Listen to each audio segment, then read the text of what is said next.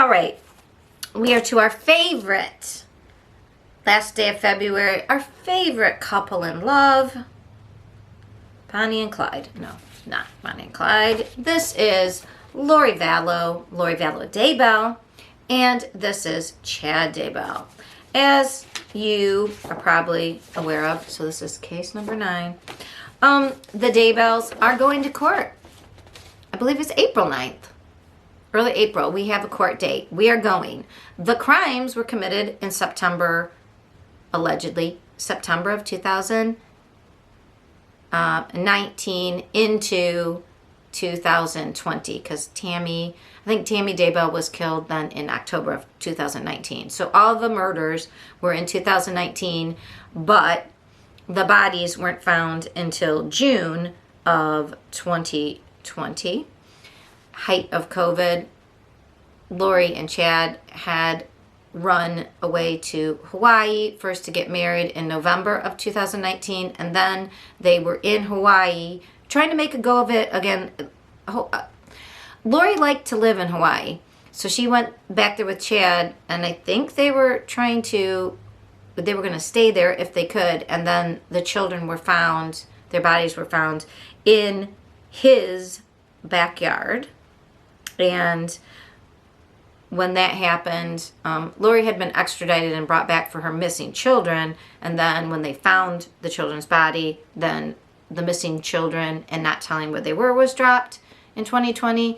They were both charged for the murders. Lori immediately had mental problems, and then for over a year was in the mental health facility to be reconstituted. That's what we say when something's been dehydrated, to get sane again. She was found to be sane at about a year later, which was 2021 into 2020. I'm getting confused as to how long. It was almost from 2020 to 2021 in the summer. She wasn't whatever. And then the trial kept getting moved back. She had another maybe relapse, like maybe she wasn't going to be okay. They had to look at her again. So the trial has kept being moved back. Now Chad the whole time, first he wanted to go faster, but then he didn't. And now that they're both ready to go, the past 6 months, all John Pryor has wanted to do is sever the trial. He says Chad needs more time, which Chad hasn't had any mental problems. So he gave up his right to a speedy trial. Lori did not. So it sounds to me, and maybe you guys think so too, that there's a little maybe strategy here, and some of the people online have said, the lawyers that talk about this case, maybe it sounds like Lori Hellis of Children in Darkness and Light is one of the best sources for the Lori Vallow Daybell case.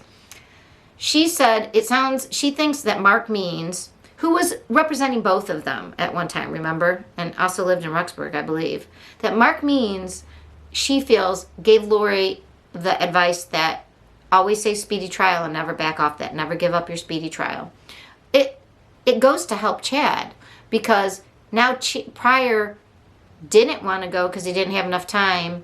And then he did want to go to trial, and now he doesn't want to go to trial. And it seems like it is just to separate from Lori. Why, you ask? Well, Lori Hellis, attorney at law, had a very good reasoning for why they would want to do this, why this would work out strategically, especially best for Chad. Because if Lori goes, now Lori has had very little time. She's only had these lawyers and been able to speak to them for, barely 6 months to get ready for a death penalty case. If she goes first, Chad's lawyer sees the whole case laid out, and then he can make an excuse to fix it later. See, Chad didn't want to go. He didn't say, I want a speedy trial when Lori was committed.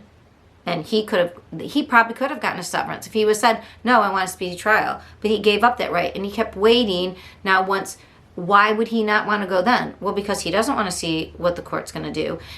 If Lori thinks Chad is a prophet, which I think Lori does, and if Mark Means might be part of that whole thing, I don't know. That is my GSR. That's just gossip. That's my speculation based on nothing that I know, except that Mark Means knew Lori and Chad from Rexburg as this all started. But if they all believe that Chad is the prophet and needs to be protected, then Lori will sacrifice her own self so that Chad's lawyer can see what the state has. Because once they view what they did with Lori, even if they get a conviction, they can have a better idea about how to make a better defense. You always want to be second if you're a co-conspirator. Always. Because you get a preview of what the state has.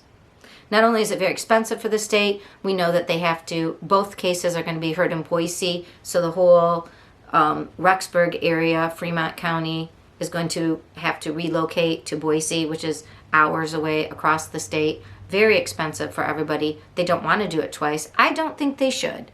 I think they should keep these cases. They're co-conspirators. They did the exact same thing for the exact same reason at the exact same time. And I think this is a strategy, personally. And then John Pryor was saying, oh, they found this DNA, and I need my experts to look at this DNA, and I don't know about this DNA. Well, the DNA people came back Monday. They were going to have a hearing, and they decided, so on Thursday, we will hear about this DNA. Now, some YouTubers, like Scott Reich on Crime Talk, has said, well, you know, they should separate this, and John Pryor needs more time, and so the case would be appealed based on that the lawyer wasn't good enough. And other lawyers have said, that's not, I mean, he's had since 2020 to prepare. 2020, 21, 22, that's right, people, 23. Let's drink to 3 years of preparedness. John Pryor, prepare. I think it's going down in April. I don't think Judge Boyce is going to, enough of this. Everybody's had enough time.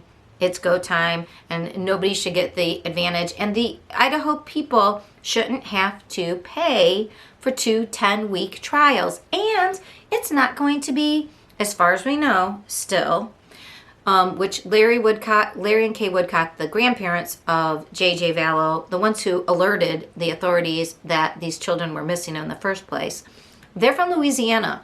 They can't just relocate for 20 weeks now, like for the whole year, and just go that's very expensive. And neither can all the other family members, Chad's family members, Lori's family members. Doing this twice is insane. Very expensive, and for what? How does it protect them? John Pryor, get your affairs in order. You're going to trial, is my guess. And the DNA is not going to be exculpatory, because even if it's not Chad's DNA, it doesn't say he wasn't there. That doesn't, I mean, it was on his property, and he was there. His phone was at his house when the kids were being buried. I believe that's what the evidence was. So it's not exculpatory if it's not his. And if it is his, it's really not exculpatory. And if you were wondering, exculpatory means, you can think of like, I think exculpatory, I think of like scope. It doesn't make sense for what the word is, but I think of like cutting out, like cutting you out of the problem. It doesn't exculpate him. It doesn't cut him out. It doesn't make him innocent. It's not evidence that helps his case, even if he's not there. So I don't see what the deal is.